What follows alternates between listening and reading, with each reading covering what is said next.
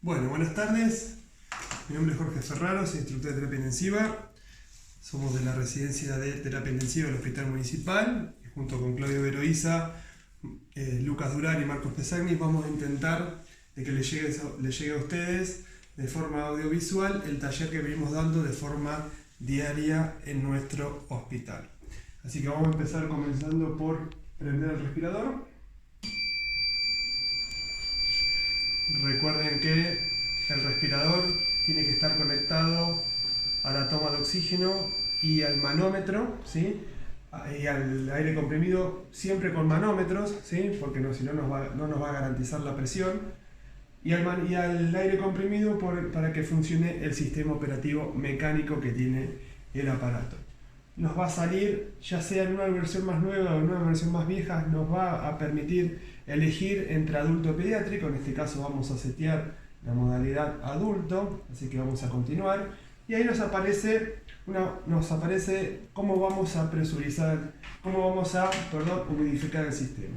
Si de forma activa o de forma pasiva. En este caso vamos a ponerle pasiva, ¿sí? Y después nos va a pedir que tapemos la boquilla de la tubuladura para presurizar el sistema. Así que tapamos presurizamos el sistema. Esto en realidad se hace con un tapón, lo vamos a hacer acá muy fácil para no andar utilizando elementos que posiblemente necesitemos más adelante.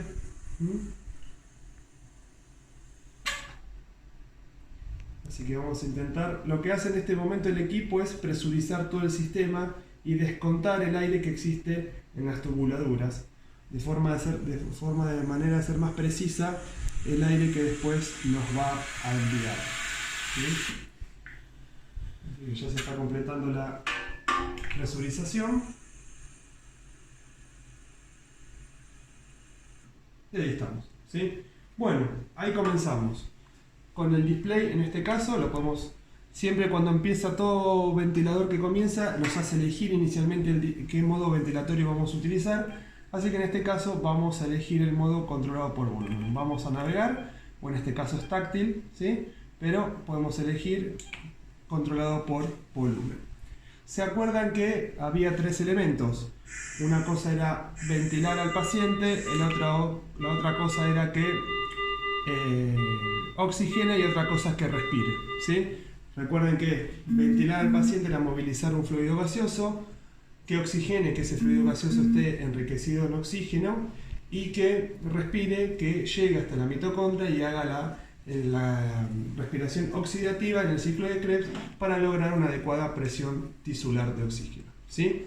Recuerden siempre que había tres variables: presión, volumen y tiempo, que la gran diferencia fundamental cuando conectamos el paciente a la asistencia ventilatoria mecánica es que esto es siempre a presión positiva, la fisiológica es a presión negativa.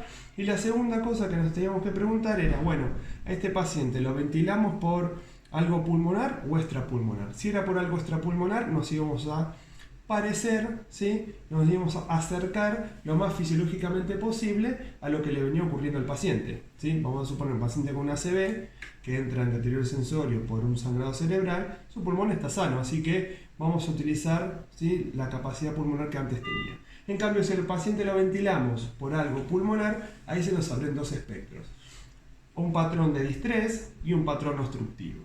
El patrón obstructivo caracterizado por el asma y el EPOC, y el patrón de distrés, como es en el caso de COVID, H1N1, la neumonía grave, ¿sí? Recuerden que lo que pasaba es que en el patrón de distrés el alveolo que originalmente tenía cierto volumen, ahora es mucho más chico por trasudación alveolar, ¿sí? Cuando elegíamos los modos ventilatorios teníamos dos modos: controlado por volumen y controlado por presión. Siempre de las tres variables que habíamos dicho, presión, volumen y tiempo, elegíamos dos. Siempre el tiempo y la presión, siempre el tiempo y el volumen. La otra variable que me queda sin manejar es la que tengo que prestar atención en las alarmas. Entonces comenzamos, salimos de acá, elegimos el modo controlado por volumen. Tenemos todo lo que queremos setear en el paciente, las alarmas, ¿sí?, y cosas de monitoreo. Y esto es lo que ocurre acá arriba, ¿sí? Vamos a conectar el paciente a un pulmón, así nos marca desconexión, ¿sí? Y acá tenemos modo controlado por volumen, ¿sí? Modo controlado por volumen, elegimos el volumen, elegimos el tiempo, el tiempo expiratorio, es decir, que va a ser 400 mililitros en un segundo, la frecuencia respiratoria, que va a ser 12 ciclos por minuto, la PIP, que inicialmente seteamos en 5, la sensibilidad en menos 1,5 y la FIO, que está acá, que por una cuestión de no gastar el oxígeno pusimos a 50%, pero fíjense que en la clase aparece al 100%. Bien, ¿qué nos está diciendo esto? Nos está diciendo que para movilizar un volumen dado de 400 centímetros cúbicos, que este volumen de dónde venía, medíamos al paciente, calculamos el peso teórico con la fórmula, y si antes un paciente sin afectación pulmonar movilizaba en promedio 8 mililitros kilo, sabemos que en el paciente con distrés ese volumen no va a poder ser. Así que lo ventilaremos entre 5 y 6. Vamos a suponer que una persona nos da el peso teórico de 50 kilos y lo vamos a ventilar a 5 mililitros kilo. Así que venimos y elegimos 250 centímetros cúbicos. Ahora, para meter en el pulmón del paciente 250 centímetros cúbicos, la presión que se genere dentro del sistema va a ser la presión pico de 15. ¿Sí? Y siempre que termino de setear lo que yo elegí en el modo, elegí BCB, lo segundo que tengo que hacer es ir a chequear las alarmas, porque dijimos que acá elegía volumen y acá elegía tiempo, pero no elegía la presión. Y la presión es la presión máxima del sistema. Por lo general vamos a utilizar 40-5 o 40-10. En este caso, para meter 250 centímetros cúbicos dentro del paciente, la presión total del sistema es 14. ¿Sí? ¿Hay alguna forma de que yo pueda monitorizar lo que está pasando? Sí, es medir la presión pico y la presión plató. La presión pico lo aporta automáticamente al respirador, pero para la plató necesitamos que el aparato haga una pausa inspiratoria.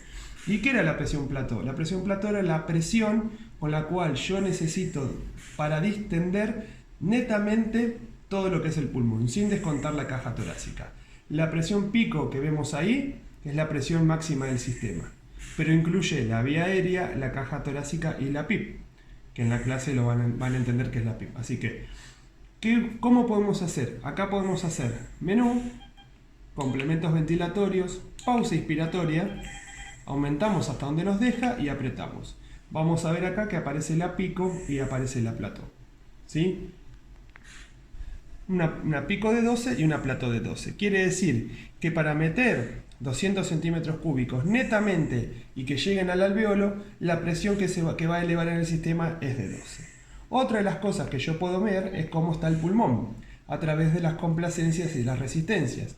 ¿Qué es la complacencia? Es la capacidad del sistema de distenderse en los cambios de volumen, que eso se va a traducir en cambios de presión. Voy en este aparato a donde está la regla, elijo complacencia y resistencia, ¿sí? Y aprieto Enter. Fíjense que lo que va a pasar con el pulmón va a ser una pausa. Hace la pausa y ahí arroja los datos.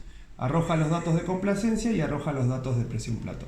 Esto nos va a permitir ver si la plató, cada vez que yo quiero meter esto, aumenta o las complacencias disminuyen. Me va a hablar de que ese pulmón está más rígido, que está más edematizado, que va camino a la fibrosis posiblemente. ¿Sí? Bien, vamos con un ejercicio rápido. Ahora el paciente, ¿sí?, estaba con 250 mililitros a 12 ciclos por minuto, tenía una presión pico de 12, ¿sí?, y una presión pico de 14 y una plató de 12. Vamos a suponer que de repente se tapa el tubo. Al paciente se le tapó el tubo con moco. ¿Qué es lo que empieza a pasar? El respirador sensa de que hay una presión máxima que está superando los límites de la presión pico. Por lo tanto, deja de meter volumen, que lo vemos acá, y nos avisa, ¿sí? El respirador no va a meter el volumen a avisarnos, va a cortar de meter volumen y nos va a avisar, ¿sí? ¿Está? Entonces, ¿qué deberemos hacer? Siempre del paciente al respirador. Vemos la entrada de aire, si la entrada de aire ahora vemos que es negativa y sospechamos que el tubo se tapó, tendremos que hacer recambio de tubo. Otro ejemplo fácil. El paciente de repente desarrolla un neumotórax hipertensivo.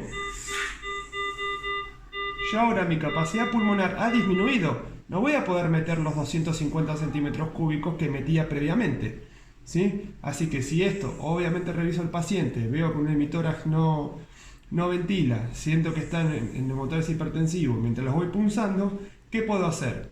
Le puedo bajar el volumen, ¿sí? Para que siga moviendo algo, ¿sí? Va a bajar la presión, ya no va a cortar, ¿sí? Y para compensar esto, aumento un rango de frecuencia respiratoria, ¿sí? ¿Tá? Volvemos al caso. Bien, pasamos al otro modo, modo controlado por presión. Voy a modo, elijo modo controlado por presión, hago Enter, ¿sí? E inicia. Modo controlado por presión. Ahora, yo elijo la presión, elijo el tiempo, el tiempo inspiratorio, elijo la frecuencia respiratoria, elijo la PIP, elijo la sensibilidad, elijo la FIO, pero ¿qué era lo que no podía elegir? Era el volumen. Y lo que no puedo elegir es lo que tengo que ir a chequear. Así que me voy a la alarma. Yo en este caso, si yo ejerciera 15 centímetros de agua de la presión de acá hasta acá, va a movilizar un volumen, ¿sí? Que es el que aparece acá.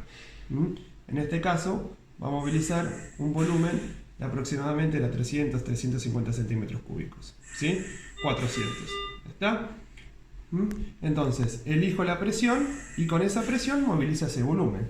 Pero si yo había calculado que por peso teórico el paciente tendría que movilizar 250, acá estoy pasado de volumen. Entonces lo que puedo hacer es bajar la presión. Si yo con esta presión, ¿sí? Movilizo un volumen de 200 o de 100 y vamos a suponer que elegiría que el paciente movilice 500, lo que tengo que hacer es aumentar la presión acá. Siempre y cuando teniendo que la presión total del sistema no supere los 40. ¿Sí? Si pongo el ejemplo de que se tapó el tubo y el neumotor, es el mismo ejemplo. ¿Sí? Simplemente interpretando las tres variables, presión, volumen y tiempo, podemos entender lo que sucede en el respirador. Mucha gente pregunta cuál método es mejor para iniciar la ventilación mecánica. Yo les recomiendo que, dadas las circunstancias, si la gente no tiene mucho entrenamiento, comience con volumen control, porque va a elegir de modo más precisa qué volumen va a querer meter en el paciente, y mientras que uno realice la comprobación de la alarma de presión y la alarma de presión pico, estaría tranquilo. Y además, en el modo controlado por volumen, yo puedo obtener datos de presión meseta y de presión y de compliance que con el modo controlado por presión no es tan fácil obtener, ¿sí? Bueno, espero que les haya gustado. Gracias como siempre a los 3 miembros de la residencia. Gracias al servicio por permitirnos dar esta charla. Así que bueno, estamos a su disposición para lo que necesiten.